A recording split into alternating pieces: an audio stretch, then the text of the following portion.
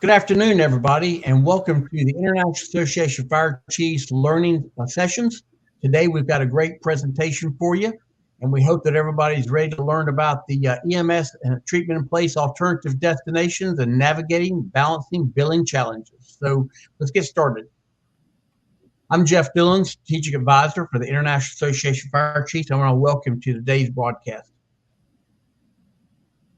Today, our sponsor is Public Consulting Group. We want to thank them for being a sponsor of the ISC and all the great partnerships that the ISC and Public Consulting Group have together.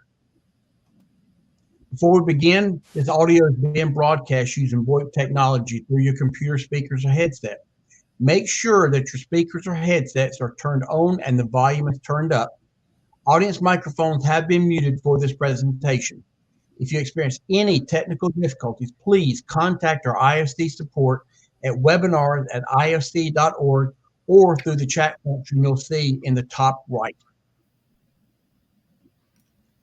We have chats available to you. We're going to ask that if you have any questions, please click on the Q&A tab at the top right and type in your question, and our panel of SMEs there will answer those to you, or we'll put it out across the entire platform. Also, for today, there are handouts that we recommend you click on that and download those so you can take away from after the webinar. If the presenters have all the other links, that they'll share those in the chat as well for you as we go through the session. I want to remind everybody about the upcoming ISC events coming up, March 27 through 29, the WUI Conference in Kansas City, May 5 through 7, Fire Rescue Med, Las Vegas, March 13 through 15, our Community Risk Reduction Leadership Conference in Glendale, Arizona, and June 12 through 15, International Hazmat Conference in Baltimore. Be sure to check those out. After we complete today, you will receive a link to today's recorded session by email, along with a brief survey. We please ask that you fill this survey out so we can make better decisions about going forward, about how to give you what you really need. And please let us know about your experience today. At this time, I'd like to turn it over to Chief Ken Riddle with Public Consulting Group. Ken, take it away. Thank you, Jeff, and welcome to all of our participants today. And I just wanted to let everybody know we will be at Fire Rescue Med again this year as one of the sponsors. We'll have a booth. So if you come to Las Vegas, stop by and say hi. Our topic today is maximizing incentives in EMS, treatment in place, and alternative destinations. Our presenters today are Kiri Allen, who's a business analyst with PCG, myself, who's a senior advisor for fire and EMS, and Jill Simey, who's also a senior advisor here at PCG. Our agenda today is to talk about the CMS policy frameworks, which will be the basis of our talking about treatment in place, balanced billing with treat and no transport, and the Ground Ambulance Special Advisory Board update as well. The IFC and Public Consulting Group have been a trusted leader in fire and EMS industry for over 30 years. We're known for our deep expertise in financial operations, strategy consulting, and PCG is nationally recognized for our work with CMS programs and have helped over 550 provider agencies navigate the complex cost reporting requirements, secure additional federal reimbursement, and optimize their financial health. Through our partnership, IFC and PCG are committed to equipping fire and EMS leaders with the tools and insights they need to tackle today's challenges and build a stronger future for emergency services. Our public consulting background, we've been industry-leading management consulting and technology firm with 4 practice areas, including education, health, human services, and then other government clients help other government compliance achieve their performance goals.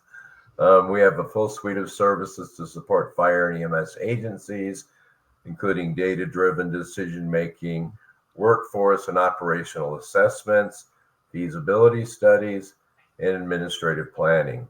Our team works closely with agencies to develop sustainable funding strategies, improve service delivery, enhance overall system performance. So I'll introduce the first couple of slides, and then we'll turn it over to, I believe, Kiri, and she can introduce herself when she starts.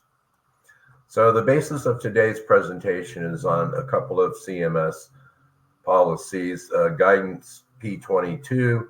P22 builds on the original emergency triage, treat, and transport, also known as the ET3 program, and it provides direction for EMS agencies on how they can receive reimbursement for treatment in place and transportation to alternative destinations. The three key elements of P22 include an expansion of the EMS reimbursement. Traditionally, Medicare only reimburses ambulance providers for actually transporting patients to the hospital. P22 expands that payment eligibility for treat in place when an EMS clinician is with the patient on the scene and there's no transport. Alternative destination relates to urgent care or behavioral health facilities. P22 also encourages medical triage and telehealth. EMS agencies can partner with telehealth providers and offer other healthcare professionals to determine whether patients need hospital transport or can be treated in place. And then the third component, the impact to state Medicaid and private payers. While CMS sets the framework for Medicare reimbursement, the adoption of these models at the state level through Medicaid and private insurances varies widely. Again, P22 reinforces the needs for states and payers to integrate these EMS services into the reimbursement structures, reducing unnecessary hospital transports and improving patient outcomes. The second CMS framework is SMD 23-006, which provides guidance to the state Medicaid programs on how they can cover and reimburse EMS services beyond the traditional ambulance transport. And the framework addresses Medicaid's role in the EMS reimbursement. Medicaid programs have flexibility to reimburse for treatment in place and non-traditional transports, such as to urgent care centers or mental health facilities. State plan amendments or SPAs and waivers are options for the state Medicaid agency to modify their plan to align with CMS guidance and expanding EMS provider reimbursements for treat in place and alternative destinations. And then lastly, integration with managed care and fee-for-service models. States are encouraged to work with the Medicaid managed care organizations or MCOs to ensure EMS providers receive reimbursement for services beyond hospital transport. This framework is the key for states looking to develop sustainable reimbursement models that support EMS agencies delivering high-value patient care. And then the impact to the EMS agencies, finally, these policies unlock new revenue streams for EMS providers delivering high-value care outside the traditional 911 transport model. And by aligning with these frameworks, agencies can reduce uncompensated care, improve patient access to the right level of care, and advocate for sustainable reimbursement policies in their states. To fully leverage P22 and SMD 23-006, EMS leaders should work with their state Medicaid agencies and advocate for Medicaid coverage for treat in place and alternative destination, negotiate with private insurance providers, push for coverage for non-transport services to address the transport billing gap, show them that they actually will save money, invest in training and telemedicine, prepare EMS personnel to operate effectively, again, in treat in place and mobile healthcare models. And then lastly, leverage data to demonstrate the value of these programs, showing cost savings and improved patient outcomes to policymakers and payers. With that, I'll turn it over to Kiri. Thanks, Ken. Hi, everyone. As Ken mentioned, my name is Kiri Allen, and I'm a business analyst at PCG. And today I'll be discussing treatment in place, also known as Treat No Transport, along with some of the latest guidance and initiatives related to it. So before diving into the details of Treat in Place, we wanted to understand how this relates to you. To do that, we wanted to start with a couple of poll questions. So first, we wanted to know if you are providing treatment in place services. And if you do provide treat in place but don't bill for these services, please still select yes.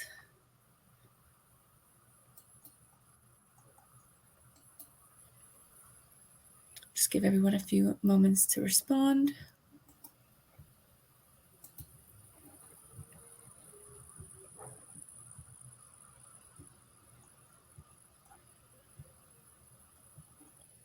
Okay, it looks like about 60% of us are providing treatment in place. And so for those of you who are providing treatment in place, we're wondering if you're currently billing for these services.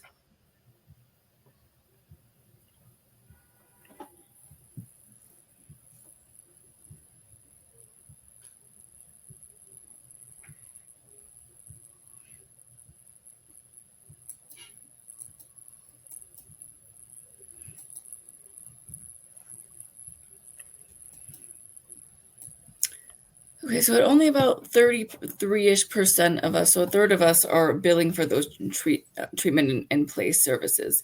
And so I guess our last question, we're kind of wondering if you are billing for treatment in place, do you bill all payers or only specific ones such as Medicaid, commercial insurance, or self-payers only?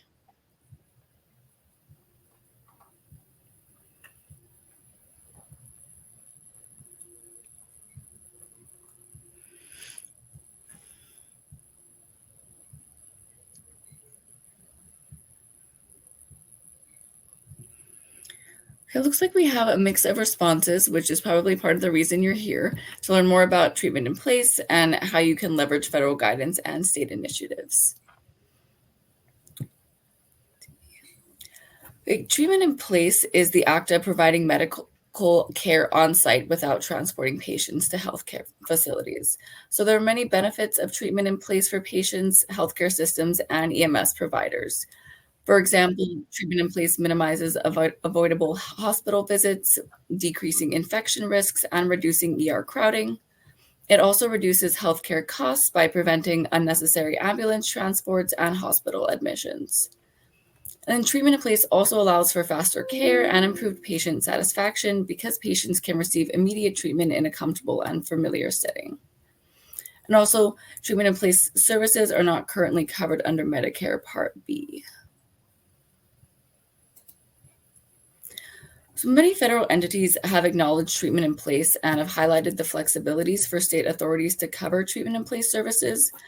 For example, in November 2024, the Office of Inspector General released Advisory Opinion 2409 to address some of the legal concerns for EMS providers offering treatment in place services. And this is one of the first instances where federal opinion acknowledged treatment in place's clinical and fiscal benefits. In their response, OIG wrote that treatment in place services may be a viable option in certain circumstances to improve quality of care and avoid unnecessary transports to hospital emergency departments. And then CMS also issued the Assurance of Transportation Medical or Medicaid Transportation Coverage Guide in September of 2023. And in this guide, CMS offered some examples of how states can incorporate treatment in place services reimbursements into their state Medicaid programs. For example, they highlighted that a number of states use Section 1905A6 of the Social Security Act, which is sometimes referred to as the other licensed practitioner benefit, to cover some of the services of certain professionals, such as paramedics, typically associated with the provision of emergency services rendered on scene. So ultimately, in this guidance, CMS left the door open for states to introduce treatment in place reimbursement services. Some state level initiatives in Maine, their Senator Suzanne Collins has made known her support of a bill that would require Medicare to reimburse EMS providers for treatment in place. I think this advocacy reflects the growing recognition of treatment in place's importance for operational efficiency. And this bill is also aimed mainly in rural areas and would create a pilot program to test a proposed structure. And then in New York State, last September, legislation was also passed allowing EMS providers to receive Medicaid reimbursements for treatment-in-place services. And this legislation is expected to reduce financial strain on EMS providers, especially in rural areas as well. And then finally, in Washington, they passed a similar legislation that also allowed EMS agencies to bill Medicaid for on-site care under specific circumstances. So treatment in place looking forward. As I previously mentioned, treatment in place has both operational and financial advantages. It reduces unnecessary hospital transportation. It frees up EMS resources for critical emergencies and also allows for cost savings for healthcare systems and patients. However, there are still some challenges ahead, including advocacy to standardize reimbursement policies nationwide. However, as I discussed on the previous slide, states like Maine, Washington, and New York are leading the charge in treatment in place reimbursement policy.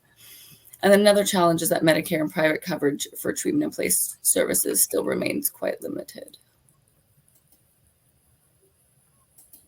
Next, I'm going to talk a little bit about addressing balanced billing in treat-no-transport. We're going to explore some of the complexities of this and talk about some of the approaches to mitigating financial risks for patients when private insurers don't cover treat-no-transport services. So the No Surprise Billing Act has been in effect since January of 2022 to address some of the unexpected gaps in insurance coverage that result in surprise medical bills. This act applies to individuals enrolled in employer healthcare plans, plans offered through federal and state marketplaces, or directly through an individual health market. Through the No Surprise Billing protections, uninsured and self-paid individuals are entitled to a good faith estimate either upon request or when they're scheduling services. The No Surprise Billing Act also prohibits balanced billing for covered air ambulance services by out-of-network ambulance providers. However, this act doesn't currently address cases of treat-no-transport or treat-in-place.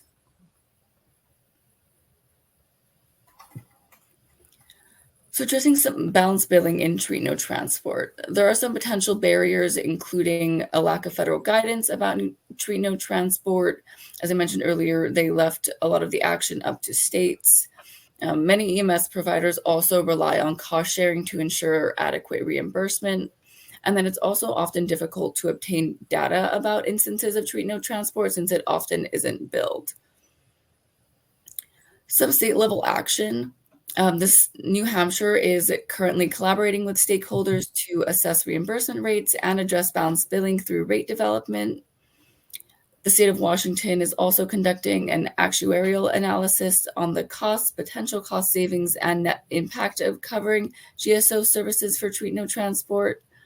And then finally, Alabama and Tennessee both have pending legislation to address balanced billing. All right, next I'm going to pass it over to Jill to talk a little about the Ground Ambulance Special Advisory Board. Hi there, this is Jill Simey, and I am a senior advisor at PCG for anything that would relate to EMS policy, EMS fiscal issues, developing state plan amendments, etc., for EMS, fire and EMS programs. So, can someone show me the slides? I am not seeing the slides. If not, I have my own slides and I can work off those. Okay. So let me go over to the first slide. Yeah, Jill, we do have it on the screen. Okay, it's not showing for me.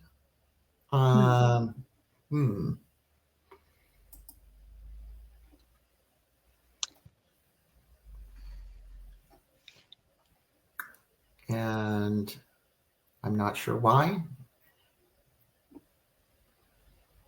Okay. Go ahead. No, go ahead. You go.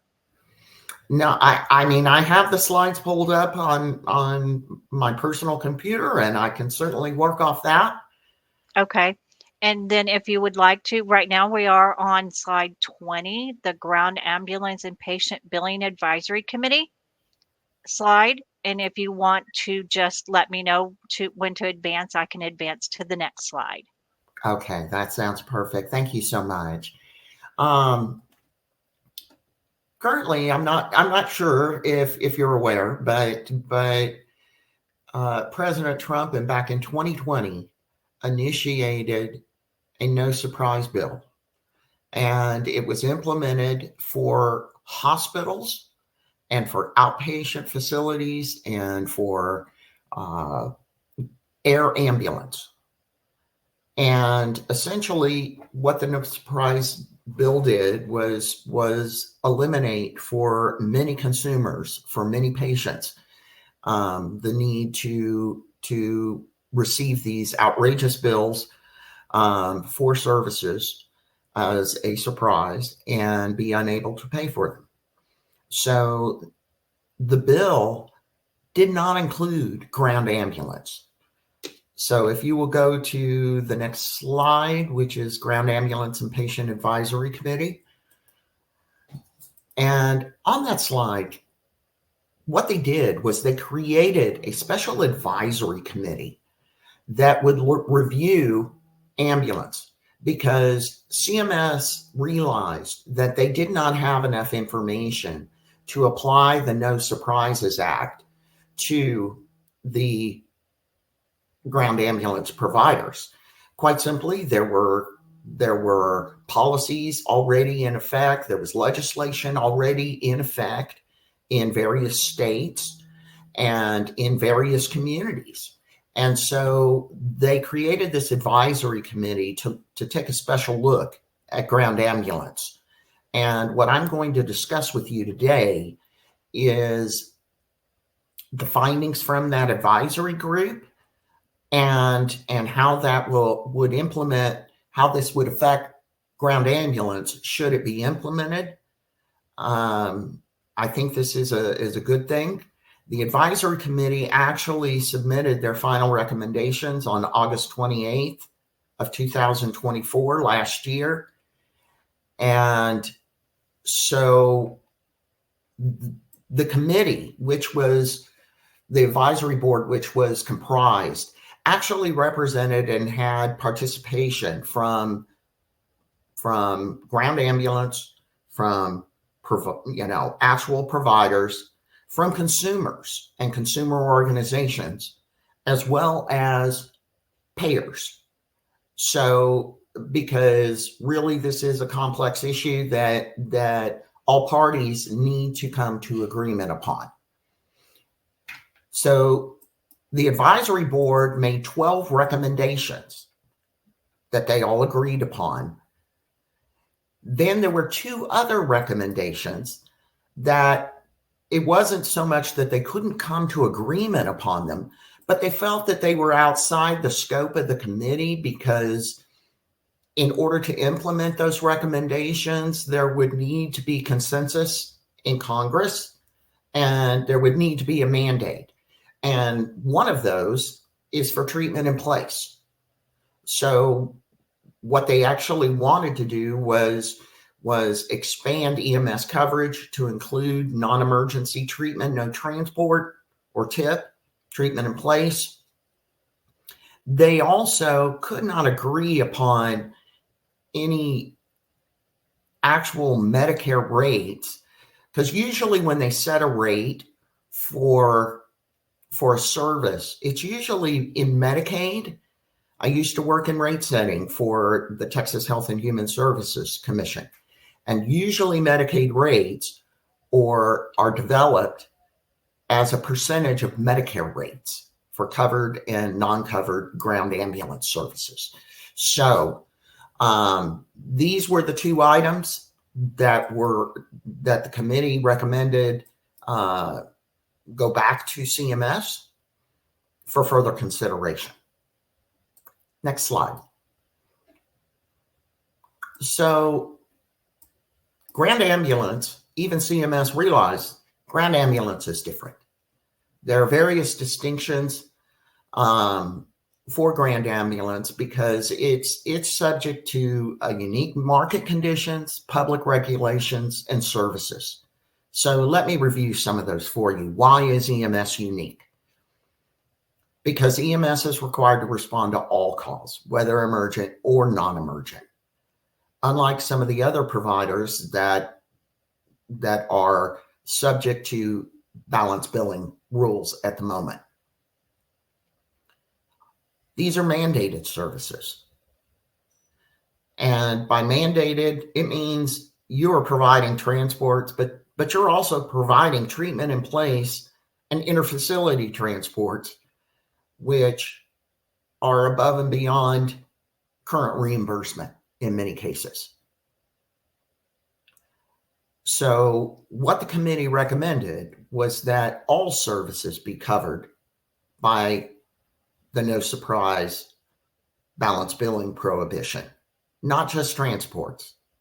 And the second condition was, because these are mandated services, that they would require no prior authorization. Obviously, you're responding to a 911 call. You don't have time to request prior authorization, as you don't even know who the patient is. So the next distinction, there are cost prohibitions on emergent care.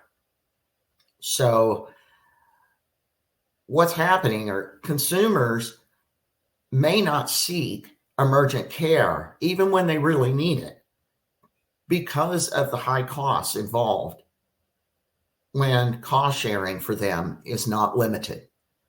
So this is a great incentive to apply the no surprises billing prohibitions to this population.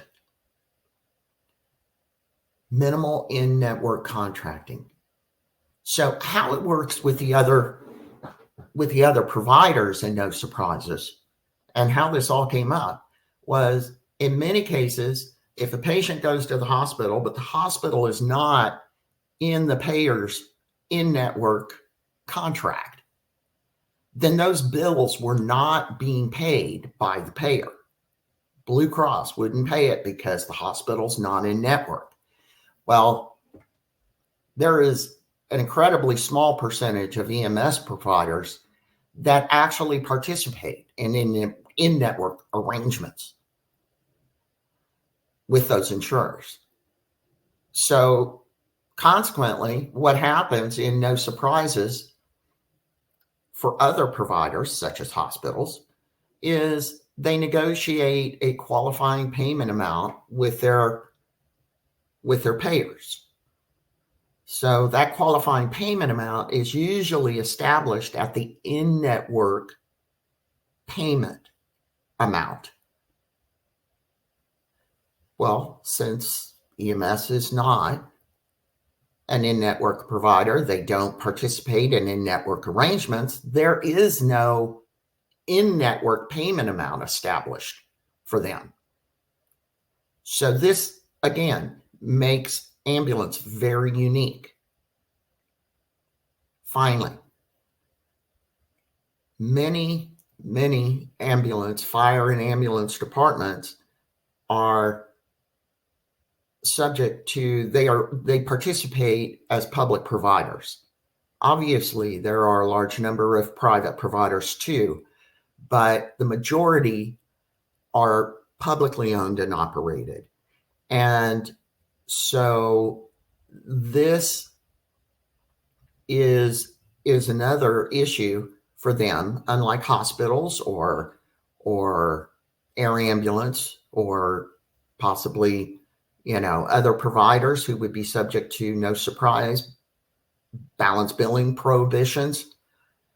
Public regulation makes EMS unique. Next slide.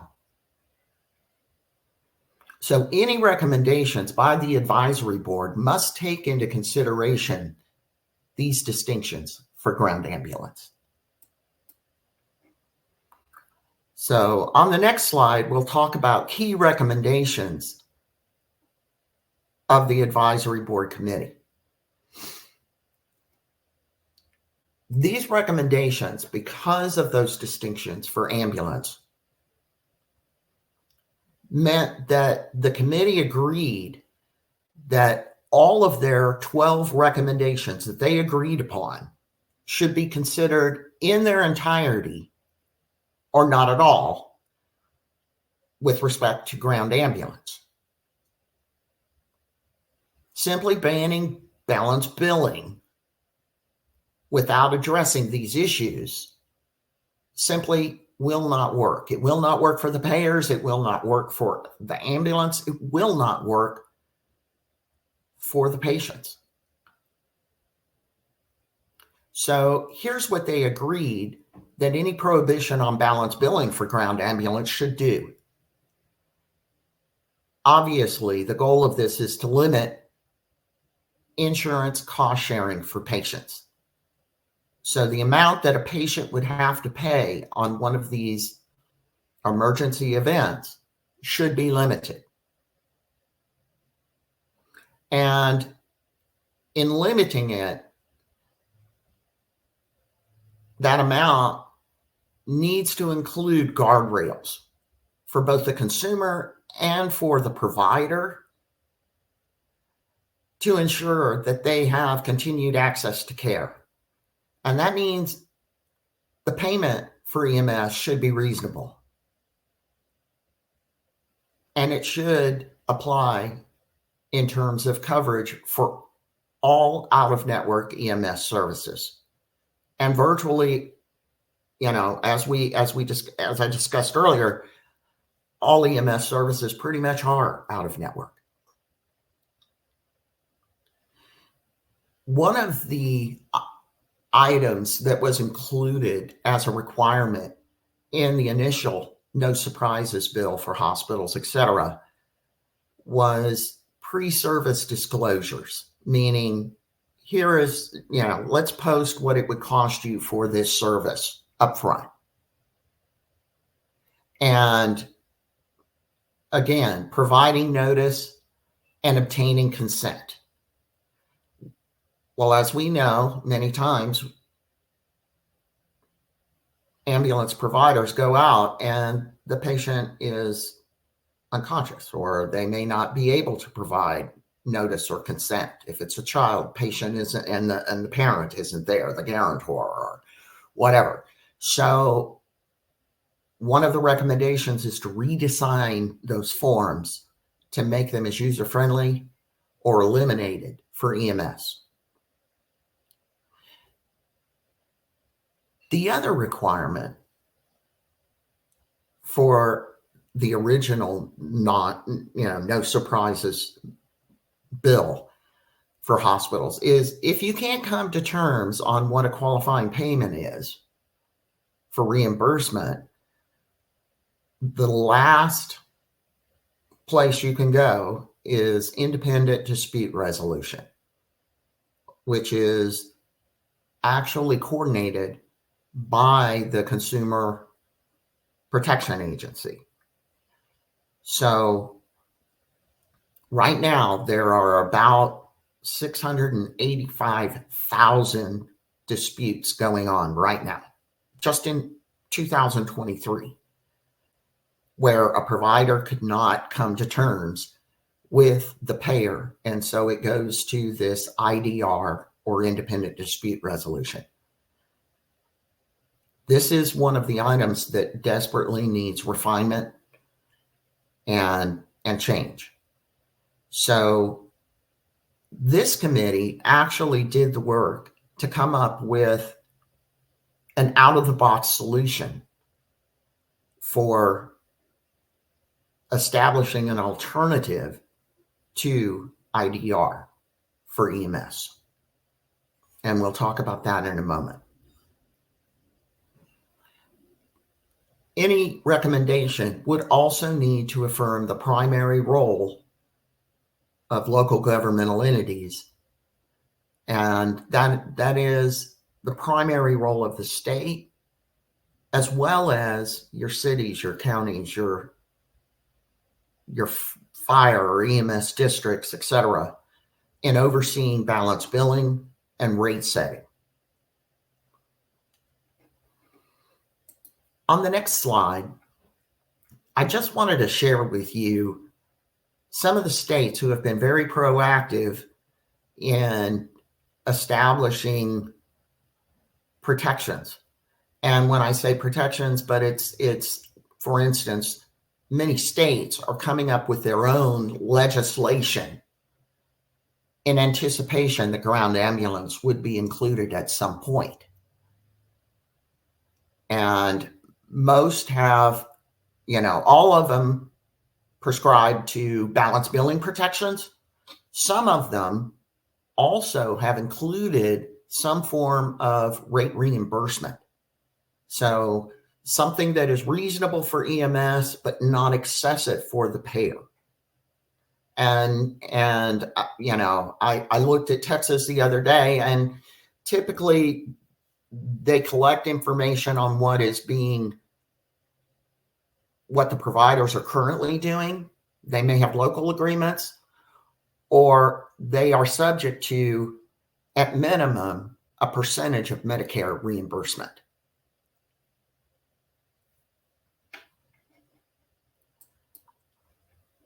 So specifically on the next slide, we'll talk about consumer protection recommendations. And I'm looking at, I did an actual comparison of how it works for hospitals and air ambulance and other providers versus what's being recommended for EMS. But essentially, any consumer protection recommendation would have to expand mandatory coverage for all of ground ambulance. And that would include interfacility and non-transport services. And there would be a prohibition of balance billing would apply to all those services. A second one is to establish fixed dollar caps in patient cost sharing to apply before deductibles are met, because this is where patients really suffer. They've got a policy they can barely afford, they're self-employed, or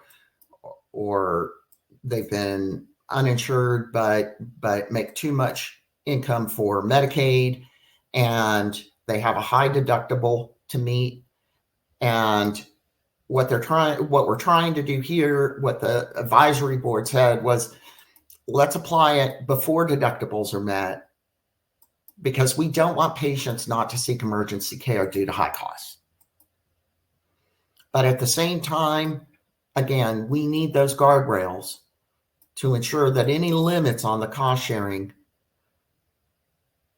are not passed on to the consumer, and at the same time need to protect the payers. So the other recommendation is essentially we need to remove barriers to sharing healthcare information. So if a hospital has all of the payers' information, and they gathered that after the patient woke up in the emergency room, then they should be allowed to share that easily, and are encouraged to do so with EMS, and to require patient-friendly language in bills so that patients can understand what is their portion and why. So currently, hospitals and air ambulance, they use in-network rate averages to set payment for out-of-network services. And for ambulance, the advisory board is saying, hey, let's go with a fixed amount on patient cost sharing to be determined by the state, the local government, in negotiating with the payers, or let's, establish a percentage of Medicare. And for the other, in the original bill, the prohibition does not apply to deductibles, copays, and coinsurance. And so patients are still responsible for those. Whereas for EMS, we're saying let's apply them before deductibles are met. No limits on insurers. So what insurers can do is simply increase the rates, and that would increase the patient's rates, their percentage of a bill that they are responsible for, or increasing a deductible or increasing a copay. Whereas in the new policy, they would say for ground ambulance, let's remove incentives for insurers to increase rates. Let's ensure that there's reasonable payment to EMS. And let's recommend that CMS and Congress have the potential to reimburse EMS for non-covered services. Just a few provider supplier protections that are in there, and no prior auth or coverage limitations for EMS. Prompt payment. This is a huge issue. So requiring payers to provide prompt payment, as well as relying, payers also can share health information that assists them in billing.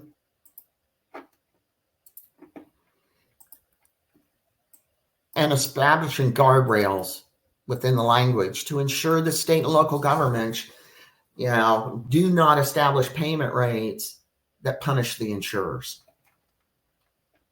So here's what that system would look like on the next slide. And so what the committee is actually recommending is a tiered system for establishing out-of-network rates for ground ambulance. So they have an option to start with the state. The state can actually legislate, like some of the states I showed you earlier, balance billing legislation that would establish the rates. Or the state can legislate balance billing prohibitions, but not establish the rates, in which case then under the tiered system, the responsibility would move down to the local government to actually establish those rates. And they can do so on their own, or they can do so in conjunction, and this is preferred, in conjunction with the payers in the area to ensure that the rates are sufficient but not too high.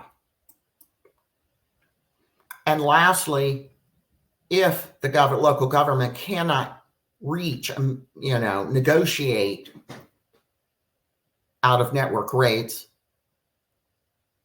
with their payers in the area, then this is where Congress would come in. Congress would come in as part of CMS, could actually designate a percentage of Medicare rates be paid as a last resort.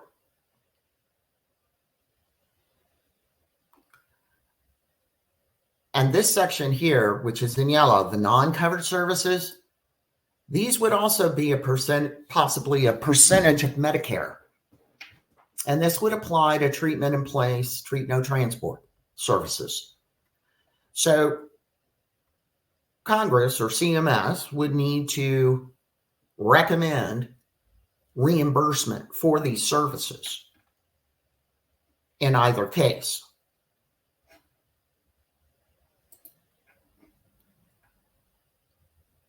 On the next slide, we'll talk a little bit about the advisory board had some outstanding issues. Things that they simply could not reach consensus on. It doesn't mean that they necessarily disagreed on the need for these items, but they couldn't on their own come up with the answer. and they wanted to punt this back to CMS and to discuss how best to set, for instance, the upper payment limit. For what is the upper limit for a reasonable minimum payment for out-of-network services? Medicare rates seem to be percentage of Medicare rates seem to be a pretty good proxy for this, because Medicare payments are regional, and they take into consideration different states, different areas, and so forth. Also, should they mandate a minimum payment? And then how should these payment requirements apply to a special group of employers, the employer's self-funded group health plans, who fall outside of CMS's purview at this time? They have their own systems for payments and rules and regulations. So there are ways to incorporate them into the balance billing for ambulance. And so that is something that they would like CMS to advise upon. And finally, the last slide, how can you help? As clearly you can see, the advisory board is recommending a package of recommendations. Like they said, it's all or none to ensure that all considerations, all distinctions for EMS are taken into account. So what we need you to do is make sure to talk to your congressional representatives. Make sure they understand how important it is to embrace the whole package of recommendations and not a single piece.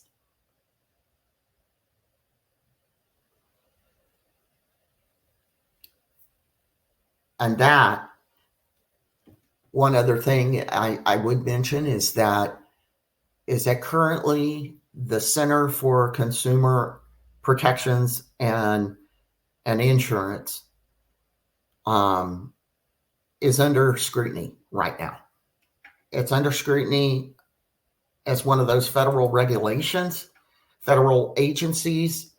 So the Center for Consumer Information and Insurance Oversight, which is the agency that is overseeing this whole process, there were 15% of their workforce were fired 2 weeks ago.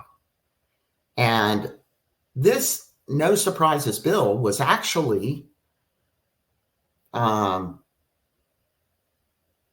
signed it into legislation back in 2020. So it behooves you also to go back to your legislators and say, hey, Trump liked this. He actually signed it.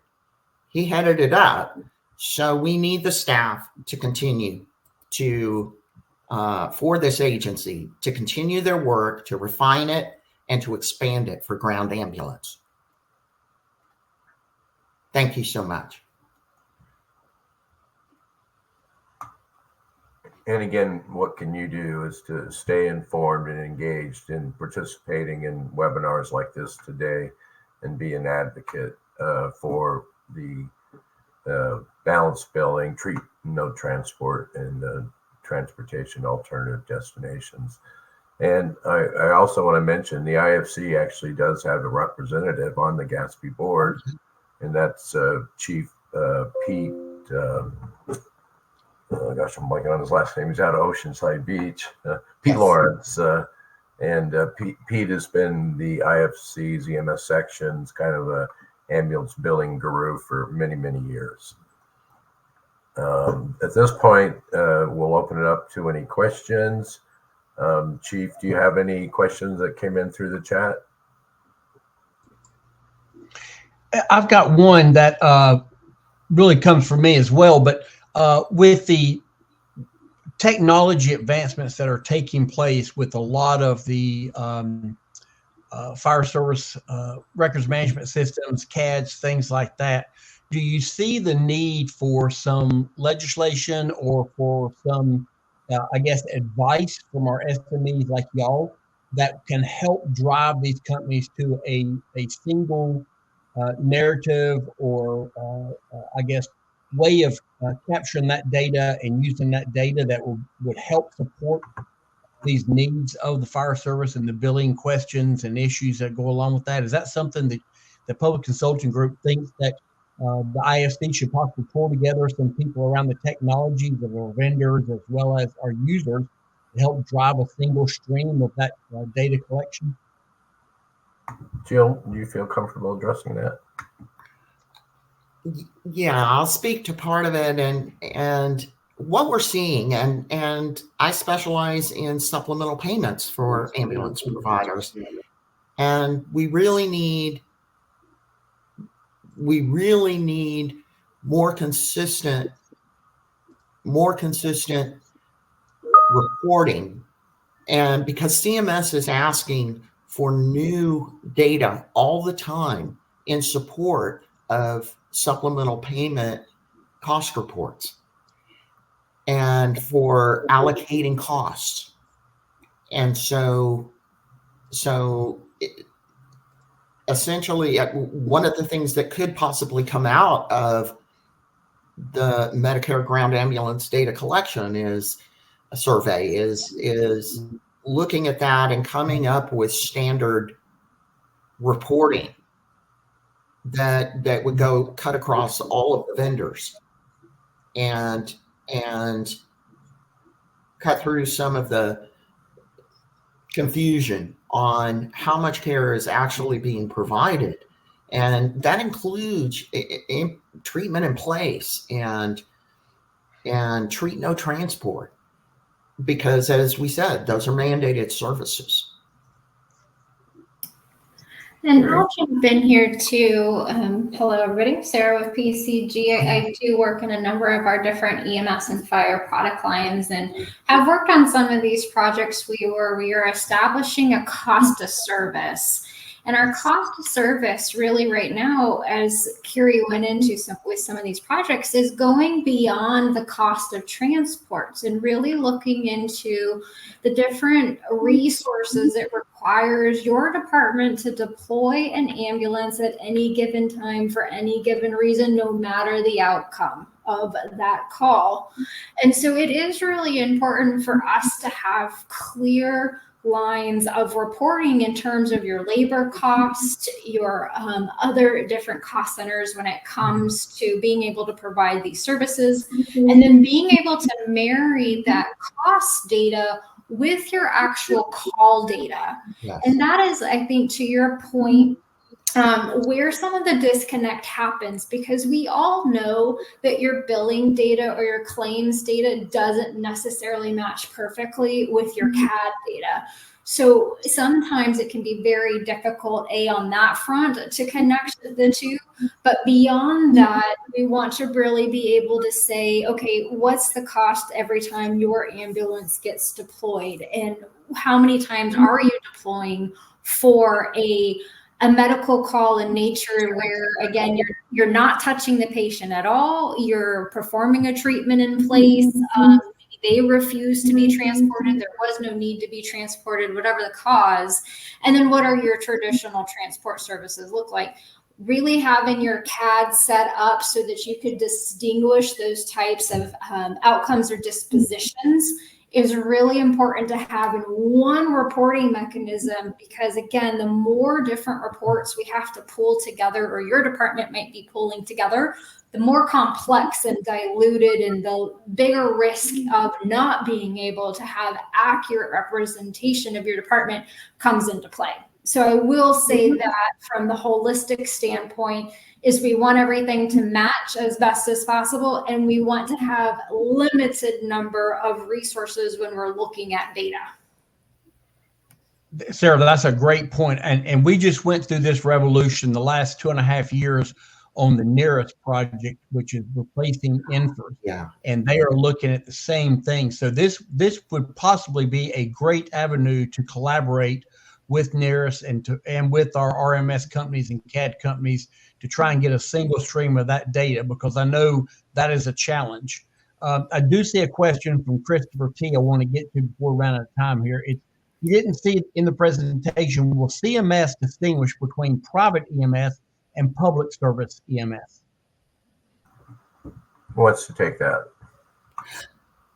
And I'm wondering, is that in with respect to the No Surprises Bill, or is that it with respect to establishing rates? I would hope that would apply across the board.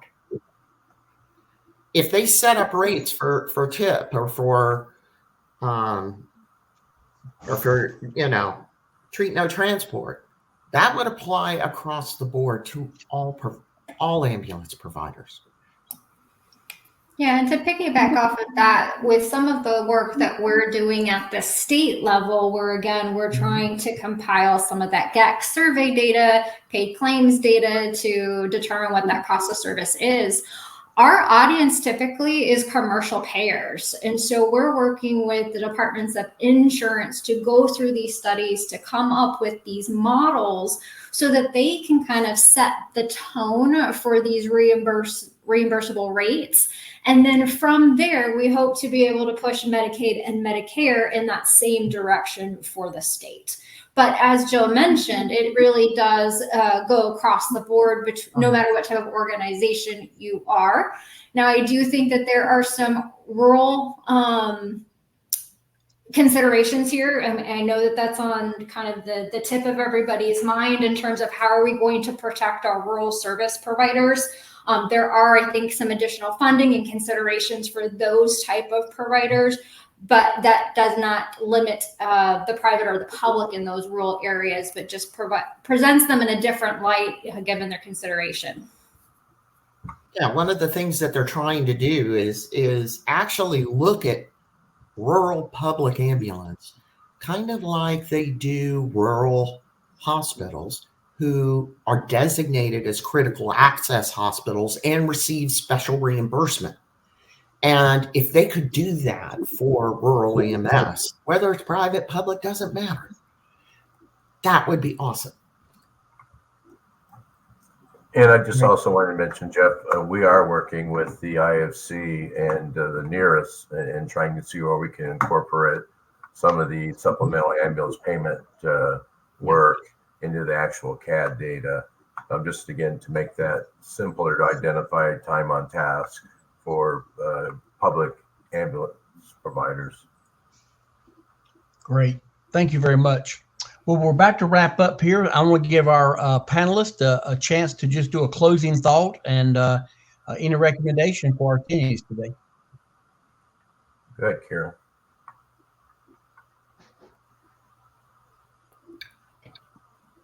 I'll wrap this up. Well, thank you everyone for joining us. It's always a pleasure to partner with IAFC to put out this important information that really does impact us all in the industry. Obviously not a one and done conversation, things that we want to carry on, gain support for, and make sure as an industry we're on the same page, because we are stronger together than we are individually. So please do feel free to reach out to PCG at any time if you want to carry on this conversation individually for your own department. If you want to talk about how to approach the state associations or different types of agencies to be more impactful, we are here to support you. So just let us know how we can do that. Thank you, Jeff. Great. Thank you very much. I want to thank our panel today, and again, the support that we get at the IFC from Public Consulting Group. Remind everybody, if you're going to Fire Rescue Med in Las Vegas, please go by and see them in booth 401 on the show floor and engage them in conversations, because I think today we learned a lot of things that we really need to talk more about, and they need to hear from you as a first responder, and they need to know that you have concerns that they can help you with. So thank you again for Public Consulting Group and our sponsorship. And thanks everybody today for attending this webinar. And again, be looking at your emails for a link to recording, and please share that with your colleagues in your services. So thank you very much, and everybody have a great afternoon. Thank you. Thank you.